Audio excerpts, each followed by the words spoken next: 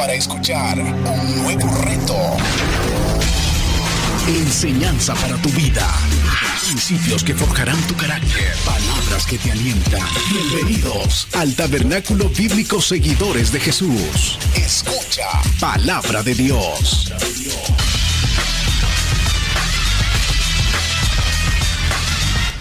Oremos juntos.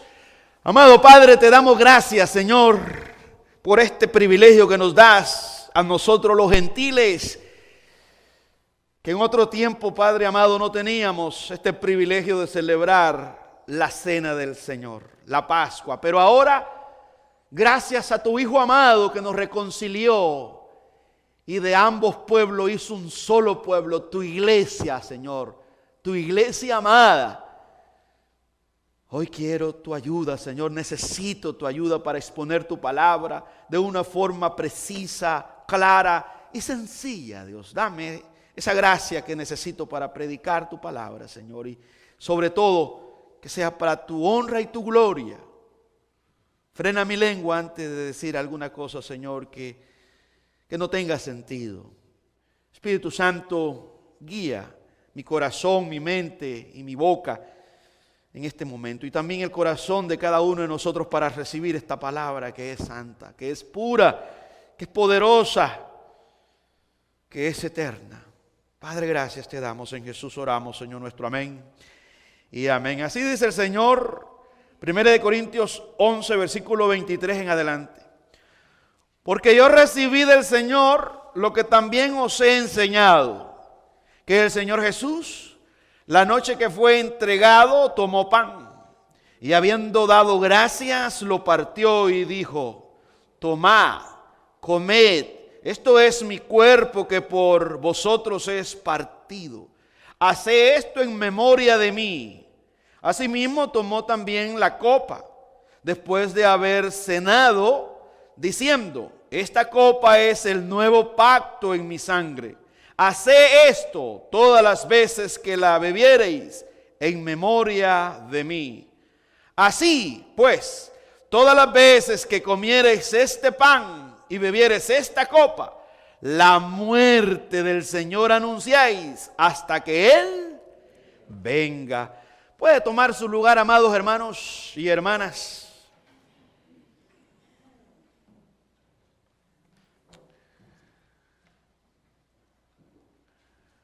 Se cuenta una historia, una anécdota de un príncipe que quería casarse. El rey tuvo a bien pasar un aviso en aquel territorio avisando que su hijo iba a escoger a una de todas aquellas muchachas, señoritas que había en aquella región. Entonces dice que llegó el día señalado de la invitación, llegaron todas aquellas mujeres. Sin embargo, había una que tenía dificultades, no era hermosa, era hasta inválida, tenía problemas físicos.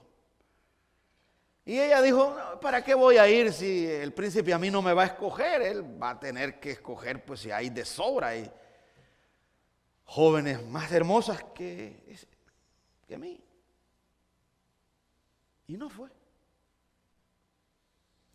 Llegó el momento, el príncipe, llegaron todas las candidatas y él comenzó a ver y a hablar y dijo: bueno, todas ellas están bien, son hermosas, pero no tienen algo que todas tienen mérito. Yo necesito algo que no tenga sentido.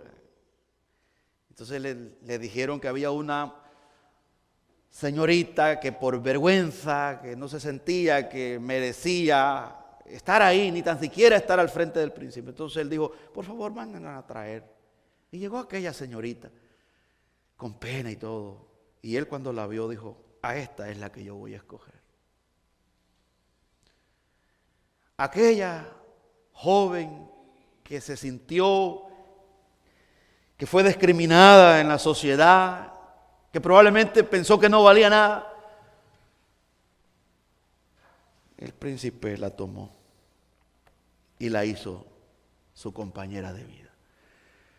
Mis queridos hermanos y hermanas, algo así ha pasado con todos nosotros. Nosotros somos esa iglesia que estábamos muertos en nuestros delitos y pecados. Estábamos esclavos. Estábamos a la voluntad de Satanás, como lo dice la Biblia en 2 de Timoteo capítulo 2, versículo 26. Éramos hijos del diablo, como el mismo Jesús lo dice en Juan capítulo 8, versículo 44. Éramos hijos de desobediencia, hijos de ira. Hijos depravados, como dice Isaías capítulo 1, versículo 4, que abandonaron a Jehová, se volvieron atrás. Eso éramos nosotros. Inferiores, como aprendimos el día de ayer y el viernes, merecedores del infierno eterno por ser pecadores, transgresores de la ley de Dios. Sin embargo, la gracia de nuestro Dios nos alcanzó. Y a pesar de que merecíamos el infierno, el Señor sacrificó a su Hijo amado y derramó su ira, su justa ira en Cristo, como lo dice 2 de Corintios 5, 21, al que no conoció pecado, por nosotros lo hizo pecado, para que nosotros seamos justicia de Dios en él, como Jeremías ya lo había dicho, que su nombre significa justicia de Dios para nosotros. Esa justicia, esa rectitud moral que nadie puede alcanzar, esa demanda que exige la ley dada por nuestro Dios, se nos imputó a cada uno de nosotros, hermanas y hermanos. Con la muerte y la resurrección de Cristo se hizo posible. Ahora somos la iglesia, que Efesios, Pablo usa la analogía del matrimonio y dice que Cristo se entregó por esta iglesia, una iglesia pecadora, débil, que Jesús la ha santificado y la está purificando para presentársela a sí mismo, sin mancha, sin defecto. Una iglesia que va a ser glorificada un día, una iglesia que se prepara, que está vestida, como Isaías 61:10 dice: en gran manera me gozaré porque Él me ha vestido de vestimenta de salvación, de justicia. En gran manera me alegraré y me gozaré en mi Señor. Entonces nosotros hemos sido vestidos con la justicia de Cristo que Él ganó, con una vida sin pecado y con su muerte en la cruz del Calvario. Esa justicia ha sido imputada a nosotros y ya el Señor ya no nos ve como pecadores condenados, sino que nos ve como a Cristo, como los hermanos menores de Jesús. Eso somos nosotros, la iglesia. Cuando nosotros llegamos a la Biblia y encontramos lo que es la celebración de la Cena del Señor. La Cena del Señor, o la Pascua como se le conoce, es una celebración solemne que nos habla del pasado, del presente y del futuro. En el pasado nos habla de su origen, que fue en Egipto. Y la vez pasada el pastor Luis estuvo exponiendo y él me decía: usted va a hablar de la Pascua. Y yo le decía: sí, voy a solamente hablar, voy a mencionar, pero encárgase usted de explicar allí lo que era el Cordero Pascual de la Pascua, de esta celebración que para el judío significa la liberación de Egipto. Ahí tiene su origen. Pero luego, en el presente, Jesús, que en el pasado ahí, en el Antiguo Testamento, antes de la llegada de Jesús, solo los judíos celebraban esta fiesta. Esta es una fiesta de 7 días. Hay comida, hay banquete. Es un recordatorio de la liberación de Dios, de cómo Dios tuvo misericordia y cómo su gracia fue derramada en este pueblo. Pero cuando viene Jesús, Él es el Cordero de Dios que quita el pecado del mundo. Él es aquel Cordero, aquel animalito que cada familia preparó. Pero este ya no es el Cordero que cada familia prepara, sino que este es el Cordero de Dios que quita, no que cubre. En el pasado la ofrenda cubría solamente el pecado, con la mira de la llegada de Jesús, que iba a quitar de una vez y para siempre, como la carta a los Hebreos nos habla en el capítulo 9 y 10, que Cristo es ese Cordero y ese sumo sacerdote que entró al lugar santísimo, que entró al tabernáculo, pero no al tabernáculo hecho por manos, sino al mismo cielo, dice, entró con su sangre y obtuvo eterna redención para cada uno de nosotros, para todo aquel que cree en Jesús. Eterna redención, nos compró eternamente. Y lo aprendimos ayer. El pastor Daniel estaba explicando lo que es la expiación, la redención, cómo Cristo sufrió, cómo pagó el alto precio para nuestra salvación. Entonces, allá se celebró, después de la última plaga que venía, la muerte de todos los primogénitos de los egipcios, se puso la sangre en las puertas y Dios pasó, el ángel pasó por encima de donde estaba esa sangre. Esa sangre estaba testificando de la sangre de Cristo, de la vida de Cristo, del Mesías que iba a venir. Entonces ellos fueron salvos, fueron librados, no por méritos, sino en los méritos de Cristo, no por obras, no, sino porque obedecieron el mandato de Dios. Así que ahí tiene su origen en Egipto. Allá se celebró la Pascua por primera vez, después el pueblo siguió celebrándola en el desierto, después cuando ya tomaron la tierra de Canaán, la tierra que Dios les dio. Y en el tiempo de Jesús, Jesús celebró la Pascua, era costumbre, una vez al año. Jesús iba con su familia, como todo judío, tradicional, como todo judío de cultura. Pero luego, antes de ir a la cruz, Jesús, un día antes, celebra y la estableció para toda la humanidad, para todo aquel que cree en Él, tiene este privilegio. Así que la Pascua nos habla del pasado, del presente y del futuro. Nos habla de las bodas del Cordero. Quisiera que viéramos brevemente su origen. La palabra Pascua, el sustantivo es pesat. Se deriva del verbo pasat, es pasar por alto, en el sentido de eximir o librar de algo. Ahí lo dice Éxodo, si quiere, acompáñame a la Biblia. Éxodo 12:2. Este mes os será principio de los meses. Para vosotros será el primero en los meses del año. Aquí lo está estableciendo el Señor por medio de Moisés. Todo esto comienza, hermanas y hermanos, con la última plaga, Éxodo 11, del 4 al 6. Retrocedamos un poquito. Quiero que entendamos lo que vamos a celebrar nosotros aquí. Algo solemne, algo maravilloso. Me gusta siempre tomarnos un tiempo para, como la Biblia lo dice, nuestro culto racional, que hay que hacer las cosas con conocimiento, por qué las hacemos. Dice Éxodo 11:6.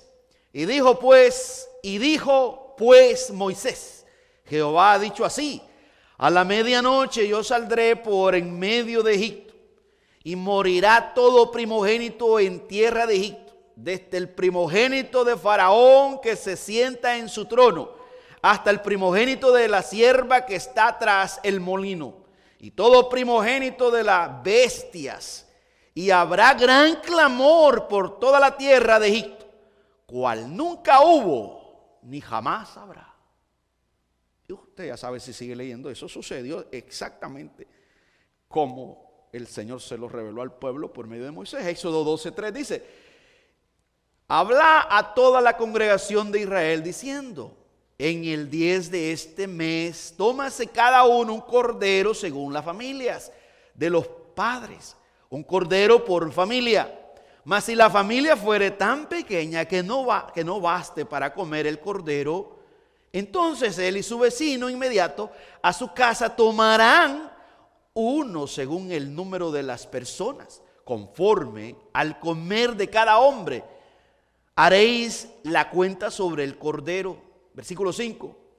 Vea este detalle, hermanas y hermanos, cómo debía de ser el cordero. El animal será sin defecto, macho de 1 año. Lo tomaréis de las ovejas o de las cabras, y lo guardaréis hasta el día 14 de este mes, y lo inmolará toda la congregación del pueblo de Israel entre las 2 tardes. este texto de Éxodo 12, del 3 al 6, se cumple exactamente en la cruz. Cristo es examinado cuando es arrestado el domingo, como un domingo como hoy, domingo de Ramos. Jesús entra a Jerusalén, pero él es arrestado el viernes, pero él entra a Jerusalén el domingo. Y es ahí donde ponen palmas y él va en un pollino y la gente grita: sálvanos, hosana en las alturas, bendito el que viene en el nombre del Señor. Pero es un salmo, el Salmo 118, que dice: sálvanos, Señor, sálvanos, Señor. En cumplimiento, así llega Jesús a Jerusalén el domingo. Y luego está ahí se queda. Llega al templo, purifica el templo, se cree que el martes. El miércoles Jesús está pregonando el evangelio, nutriendo a sus discípulos. El jueves por la tarde Jesús toma a sus discípulos y ahí está el libro de Juan 13, 14, 15, donde Jesús está instruyendo, preparando a sus discípulos. Pero luego es arrestado Jesús en la madrugada del viernes. Y es examinado por Caifás. Lo ven los sacerdotes, Anán, luego Herodes, y todos llegan a una conclusión de que no tenía pues, delito por el cual tenía que ser condenado. Y ahí se cumple esta profecía de Éxodo 12, que el animal debía ser perfecto, sin mancha, y apuntaba a Cristo, que Cristo no tenía pecado. Es el Cordero de Dios. Lo examinaron los sacerdotes, lo examinó hasta el mismo Herodes, Caifás y todos ellos, todos los líderes, y no encontraron. Incluso hasta dijeron: bueno, ¿qué quieren que se haga con él? Y los judíos gritaron: crucifíquenle, crucifíquenle. Todo planificado, orquestado por nuestro Dios, revelado en el Antiguo Testamento, una celebración de Pascua en Egipto, su sangre de aquel animalito que sirvió para salvar a los judíos de la muerte, sirvió como protección, ahora iba a ser derramada en la cruz del Calvario para nuestra redención, para nuestra salvación. Cumplimiento, esto es maravilloso. La Biblia se cumple desde Génesis a Apocalipsis, hermanas y hermanos. Este es el libro maravilloso. Entonces, todo apunta a Jesús, todo. Por eso es que se le conoce como el libro de Jesús. Es Jesús el centro de las Sagradas Escrituras. Y Él cumplió con su muerte esa Pascua que los judíos celebraron. Aquí lo sigue diciendo, si usted quiere seguir leyendo un poquito más en Éxodo capítulo 12, ya vamos a pasar. Ese es el tiempo pasado que estamos viendo de su origen, cómo empezó esta celebración. Después de la muerte de los primogénitos de los egipcios, el pueblo de Israel salió. Esa noche salió y llegó al Mar Rojo, y ahí lo encorraló. El mismo Dios lo puso ahí y Faraón pensó que ahí los iba a aniquilar.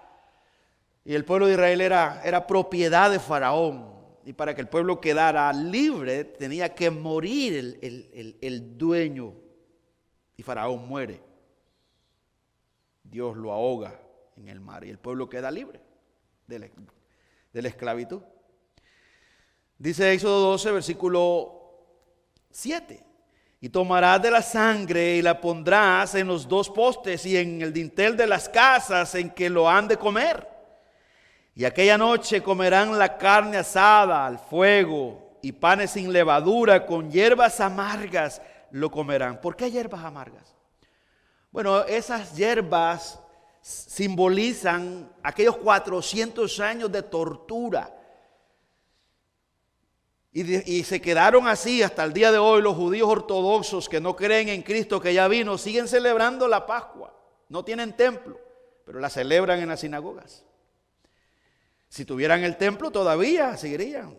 inclusive después de la resurrección de Cristo, ellos siguieron celebrando la Pascua porque el templo fue destruido 70 años después de Cristo. Esto es tremendo acerca de lo que es la incredulidad del ser humano. Si Cristo murió como cordero, fue llevado al matadero, Isaías 53 nos habla, enmudeció, no abrió su boca, fue sacrificado, murió, se derramó su sangre, se cumplió toda la profecía, se cumplió toda esa fiesta, todas las ofrendas que se hacen en esas fiestas solemnes que Dios estableció en Levítico, todas esas ofrendas apuntan a Cristo y todo eso ya culminó. Todos los rituales ya no siguen vigentes, porque apuntaban a Cristo. Con la llegada de Cristo se terminó. Ahora siguen los mandamientos morales vigentes, pero hay rituales que ya, pues ya se cumplió con la llegada de Cristo Jesús. Pero los judíos ortodoxos siguen ellos todavía aferrados. Pero nosotros celebramos en memoria de Cristo. Nosotros no celebramos conforme a la cultura judía. Lo mencionamos solamente para entender de dónde viene esta celebración. Es bíblica. Y este es el evangelio. Este es el glorioso evangelio. Estas son las buenas noticias. Si usted se da cuenta, liberación, salvación de la esclavitud, a comunión con Dios, a celebrar a Él, a adorarlo a Él. De eso se trata el cristianismo. Se trata de una comunión con Dios, de un romance, de un deleite, de un gozo. Yo no entiendo a cristianos que ven el cristianismo como algo complicado, pesado, que dicen, no, es que ser cristiano no es fácil. Es cierto, no es fácil ser cristiano con nuestras propias fuerzas, pero si descansamos en el Espíritu Santo, si Cristo es el que lleva las riendas de nuestra vida, si Él es nuestro Señor y amo, el que gobierna todo y nosotros somos sus súbditos por amor, no solamente hemos sido salvos de una vez y para siempre de la condena eterna, sino que somos preservados y somos instruidos por Él. Él es el modelo a seguir de cómo adoramos al Padre en espíritu y en verdad, y de cómo podemos vivir para la gloria de Dios siguiendo las marcas de Jesús. Entonces descansamos en Él. Él dijo, venid a mí los que estáis trabajados y cargados y yo os haré descansar. La religión te carga. La religión te impone, tenés que hacer esto otro, y si no lo haces, hay algunos que han llegado al extremo de decir que si no haces esto y lo otro, pierdes la salvación. Entonces les gusta manipular. Es por la falta de conocimiento que llegan a ese punto, pero la salvación es eterna. El Salmo 3:8 dice, la salvación es de Jehová, de principio a fin. Jonás lo dijo en el vientre del pez, de Jehová es la salvación, Jonás 2:9. Entonces la salvación es una obra soberana, eterna de Dios, con el propósito para que Él reciba toda la gloria. Por gracia sois salvos, dice Efesios 2:8. Y esto no de vosotros, por la fe en Cristo, y esto no de vosotros, sino es un don de Dios. ¿Para qué? Para que nadie se gloríe. Para que todos nosotros le demos gloria a Cristo por los siglos de los siglos. Así que ese es su origen. Y se cumple en la llegada de Jesús. En el pasado, miremos esta celebración en el tiempo presente. Mateo capítulo 26, versículo 26 y 28. Esto es maravilloso. Y mientras comían, tomó Jesús el pan y bendijo y lo partió y dio a sus discípulos. Y dijo, tomad, comed, esto es mi cuerpo. Y tomando la copa y habiendo dado gracias les dio diciendo, bebed de ella todos. Porque esto es mi sangre del nuevo pacto, que por muchos es derramada para remisión de los pecados. Lucas 22, versículo 14 dice, cuando era la hora se sentó a la mesa y con él los apóstoles. Y les dijo, cuánto he deseado comer con vosotros esta Pascua antes que padezca. Y lo hace con signo de exclamación Lucas. Cuánto he deseado comer con vosotros esta Pascua antes que padezca. Porque os digo que no la comeré más hasta que se cumpla el reino de Dios. y habiendo tomado la copa, dio gracias y dijo: tomad esto y repartidlo entre vosotros, porque esto digo, que no beberé más del fruto de la vid hasta que el reino de Dios venga. Y tomó el pan y dio gracias y lo partió y les dio, diciendo: esto es mi cuerpo que por vosotros es dado, haced esto en memoria de mí. De igual manera, después que hubo cenado, tomó la copa, diciendo: esta copa es el nuevo pacto en mi sangre, que por vosotros se derrama. Efesios capítulo 2, versículo 11 al 13 dice: por tanto, acordaos de que en otro tiempo vosotros, los gentiles, en cuanto a la carne, erais llamados incircuncisos por la llamada circuncisión hecha con mano en la carne. En aquel tiempo estabais sin Cristo, alejados de la ciudadanía de Israel y ajenos a los pactos de la promesa, sin esperanza y sin Dios en el mundo. Vea lo que dice esto: sin esperanza y sin Dios en el mundo. Ahí estábamos nosotros en otro tiempo, sin Cristo. Versículo 13 de Efesios 2 dice: pero ahora en Cristo Jesús, vosotros que en otro tiempo no estabais lejos, vosotros que en otro tiempo estabais lejos, habéis sido hechos cercanos por la sangre de Cristo. Hermanas y hermanos, es un privilegio celebrar la cena del Señor. Vamos a nuestro texto. La carta a los Corintios. La carta a los Corintios fue escrita por el apóstol Pablo. Los eruditos, cuando llegamos ahí a lo que es esta enseñanza de cómo Pablo les recuerda a los corintios de la celebración de la Pascua, de la Cena del Señor. Esta carta es una carta donde Pablo la envió para contestar algunas preguntas que los hermanos habían hecho. Se cree que es la primera carta del apóstol Pablo.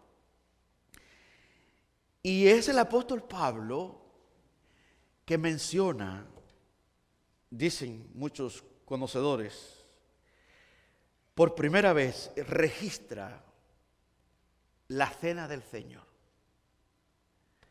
Porque todavía pues, no se habían escrito los evangelios, estaba en ese proceso. Y eso quiere decir que fue una revelación de Cristo directa al apóstol Pablo de esta celebración, y por eso es que él corrige ciertas prácticas, porque los corintios, que era una ciudad próspera pero corrupta, estaban como un poco confundidos, estaban divididos. Unos eran de Pablo, otros eran de Apolo, otros eran de Cefas, otros eran de Cristo. O sea, hay una corrección en aquella iglesia. Pero también algunos se reunían para celebrar la cena del Señor, para comer, para tomar, se emborrachaban. Entonces, estaban enfrentándose a una situación, y algunos estaban enfermos y otros estaban muriendo a causa de la disciplina de nuestro Dios, por la ignorancia. Y el apóstol Pablo tuvo bien decir: bueno, tengo que aclararles esto. Y aquí es donde encontramos esta porción. Dice 1 Corintios 11:23.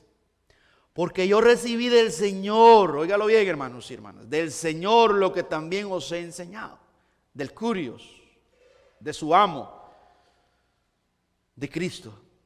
Porque yo recibí del Señor lo que también os he enseñado, que el Señor Jesús, la noche que fue entregado, tomó pan, y habiendo dado gracias, lo partió y dijo: tomad, comed, esto es mi cuerpo que por vosotros es partido. Hace esto en memoria de mí. Asimismo, tomó también la copa después de haber cenado, diciendo: esta copa es el nuevo pacto en mi sangre. Hace esto en todas las veces que la bebiereis en memoria de mí. Así, pues, todas las veces que comiereis este pan y bebiereis esta copa, la muerte del Señor anunciáis hasta que Él venga. Vea el mensaje, hermanas y hermanos. El mensaje en esta celebración, dice aquí la Biblia, que nosotros recordamos la muerte, el sufrimiento de Cristo, el padecimiento de Jesús, su cuerpo flagelado, su cuerpo partido, cortado. En otras palabras, habiendo sido aplastado, como Isaías 53:10 habla, aplastado por el mismo Padre en la cruz. Celebramos, eso es lo que conmemoramos nosotros cuando celebramos la Pascua, la Cena del Señor. Por eso es solemne. Y la hacemos con conocimiento, tiene un gran valor. Porque recordamos el precio de la salvación de nosotros, nuestra liberación. Los judíos se quedaron, los ortodoxos se quedaron celebrando culturalmente la liberación de Egipto, pero nosotros celebramos la liberación de la condena del pecado, de la esclavitud del pecado. Cuando celebramos esta celebración de la Cena del Señor, le estamos diciendo a todas las personas que alguien pagó por nosotros. Y que los judíos en otro tiempo tuvieron el privilegio y ahora todos los gentiles, la iglesia de Cristo, no importa el estatus social, no importa el estatus académico. Aquí lo que importa es nuestra fe en Cristo, que nos da todos los privilegios como hijos de Dios para celebrar esta fiesta dada por Cristo a su amada iglesia. Por eso es que la iglesia, los seguidores de Jesús, tiene estos sacramentos como lo es el bautismo en agua y la Cena del Señor, y nos distinguimos de cualquier otro grupo. La iglesia de Cristo celebra como en obediencia, como en honra a Él, porque Él lo ordenó, Él lo estableció. No es una imposición. Luego el apóstol Pablo sigue hablando en el versículo 27 de 1 Corintios 11. Y menciona aquí una palabra, tomar indignamente la Pascua, la Cena del Señor. Dice el versículo 27 de 1 Corintios 11. De manera que cualquiera que comiere este pan o bebiere esta copa del Señor indignamente, será culpado del cuerpo y de la sangre del Señor. Por tanto, pruébese cada uno a sí mismo y coma así del pan y beba de la copa.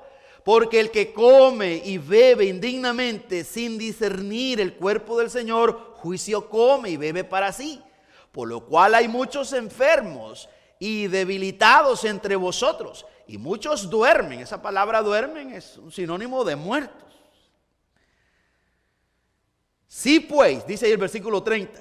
Mire esto es impresionante lo que dice ahí el versículo 28, 29, porque el que come y bebe indignamente sin discernir el cuerpo del Señor, juicio come y bebe para sí. Por lo cual hay muchos enfermos y debilitados entre vosotros y muchos duermen. Sí, versículo 31. Sí pues nos examinásemos a nosotros mismos, no seríamos juzgados. Mas siendo juzgados, somos castigados por el Señor para que no seamos condenados con el mundo. Indignamente, John MacArthur en su comentario dice que esto, el apóstol Pablo nos está diciendo que es tomar la cena del Señor con una actitud diferente, ritualista, con un corazón no arrepentido, un espíritu de amargura o cualquier otra cosa, disposición no piadosa. Entonces, indignamente es como decir, bueno, yo no creo en Jesús todavía, Jesús no es mi Señor y Salvador, pero aquí está una oportunidad, pues voy a decir, un juguito de uva, me lo voy a tomar. Hay que tener cuidado ahí, porque recordemos que estamos celebrando la muerte y la resurrección de Cristo. Por eso es para la iglesia, para el pueblo, para las ovejas de Cristo. Yo sé que llegamos al cristianismo, hermanas y hermanos, a veces en unión libre. Es un proceso y poco a poco nos vamos nosotros ordenando. Todos llegamos, unos llegan con una atadura diferente, pero en el camino Dios comienza esa restauración. Entonces, cuando tomamos la cena del Señor, nos examinamos. Usted sabe, Dios lo conoce. Por eso oramos y le pedimos perdón al Señor, porque todos nosotros somos pecadores, hasta los pastores. Y debemos de examinarnos cómo estamos. Entonces, la cena del Señor, la Pascua es un privilegio para todo aquel que cree en Cristo. Una vez un hombre me dijo, de nuestra iglesia, hermano, yo tengo una cosa que aquí que no sé cómo aclararla. Porque a veces hay personas que se sienten que pues todavía no han ordenado bien su vida y no toman la cena del Señor? Pero fíjense que en la Biblia aquel hombre traidor celebró la cena con Jesús, el mentado Judas Iscariote.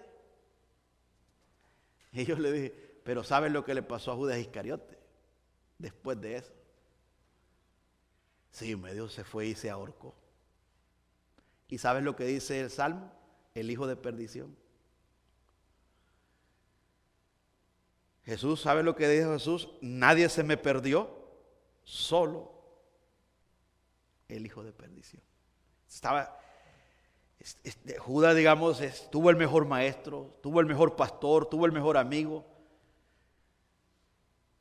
pero nunca se arrepintió. Entonces el hombre se quedó pensando, me dice, no había pensado en esa otra parte. Somos libres, yo no soy Dios, yo no conozco tu corazón, pero tampoco te puedo evitar. Tú debes de examinarte con Dios y estar consciente. Yo no te puedo quitar ese privilegio. Si has creído genuinamente en Cristo, te has arrepentido de tus pecados y tú estás seguro que querés agradarle, tal vez por X o por cualquier cosa, todavía hay algunas cosas que no las has ordenado, pues pídele a Dios. Estamos aquí simbólicamente celebrando, pero hay una boda, hay una cena del Señor que vamos a celebrar en la boda del Cordero, que debes de prepararte para estar listo, para celebrar esa boda eternamente, lo dice la Biblia. Entonces, ya vimos el pasado, el presente. En el tiempo futuro viene esta celebración, y Cristo lo dijo ahí, Lucas 22, 14 al 16. Cuando era la hora, se sentó a la mesa y con él los apóstoles. Y le dijo, ¿cuánto he deseado comer con vosotros esta Pascua antes que padezca? Porque os digo que no la comeré más hasta que se cumpla el reino de Dios, hasta que vuelva. Hermanas y hermanos, esto es lo que viene. La boda del Cordero. ¿Cuántos estamos listos? Un predicador decía, ¿verdad? ¿Cuántos están invitados a la boda del Cordero? Y todos gritaban, ¡amén! Y después preguntó, ¿cuántos son la novia del Cordero? Y dice, ¡amén! ¿Sí? No hemos sido invitados, somos la novia, que nos vamos a casar con Cristo. Hablamos de una boda. Y esta celebración de la cena del Señor es como un preámbulo que nos está anunciando, nos está diciendo, viene, iglesia, viene esto, eternamente estarás con Él. Esto es simbólico nada más, recordando la muerte de Jesús, su salvación eterna que nos ha otorgado, y también motivándonos en la esperanza que eternamente esa boda del Cordero se va a realizar y nosotros estamos vestidos. Apocalipsis 3:20. He aquí yo estoy a la puerta y llamo. Si alguno oye mi voz y abre la puerta, entraré a él y cenaré con él y él conmigo. Este es un llamado a la iglesia, no a un incrédulo, como muchas personas aplican este texto, ¿verdad? El Señor, no, es a una iglesia, la iglesia de él, al que él toca. Dice, ven, cena conmigo, amada iglesia. Apocalipsis 19:9 dice, y el ángel me dijo, escribe, bienaventurados los que son llamados a la cena de las bodas del Cordero. Y me dijo, estas son palabras verdaderas de Dios. ¿Cuánto lo creemos? Dice aquí, bienaventurados, doblemente bendecidos, felices los que son llamados a la cena de las bodas del Cordero. ¿Por qué celebramos la cena del Señor? Número uno, porque es un privilegio dado por Cristo a los gentiles es otorgado a la iglesia. Número 2, porque recordamos la muerte y la resurrección de Jesús. Número 3, porque recordamos nuestra glorificación con Jesús, donde seremos glorificados, donde tendremos un cuerpo sin pecado, donde estaremos con Él eternamente. Como decían los hermanos, y la Biblia dice, le veremos tal cual Él es, santo, soberano, sublime, más que los cielos. ¿Lo creemos? A Dios la honra y la gloria por Jesús, que abrió el camino para que los gentiles entremos a la eternidad. Todo se lo debemos a Jesús. Este es el glorioso evangelio. De principio a fin, nos escogió desde antes de la fundación del mundo, planificó del eterno Padre y ejecutó en su Hijo esa elección incondicional. Cristo concretó con su muerte y el Espíritu Santo está aplicando a cada uno de nosotros esa redención eterna. ¿Y todo para qué? Para la gloria de nuestro Padre Celestial. Romanos 11:36. Mire lo que dice. Porque de Él y por Él y para Él son todas las cosas. A Él sea la gloria por los siglos. Amén. Una vez más. Romanos 11:36, porque de Él y por Él y para Él son todas las cosas, a Él sea la gloria por los siglos. Démosle un buen aplauso al Rey de Reyes, Señor de Señores. Padre, gracias, Señor. Gracias por escuchar este mensaje. Esperamos que haya sido de edificación para su vida. Si usted no conoce de Jesús y en este día está arrepentido de sus pecados, ore de esta manera. Señor Jesús, en este momento me arrepiento de mis pecados. Reconozco que tú eres mi único y suficiente Salvador personal. Creo que eres Dios, que moriste en la cruz por mis pecados y que resucitaste al tercer día. Me arrepiento y me confieso pecador. Señor, perdóname y acéptame como tu Hijo.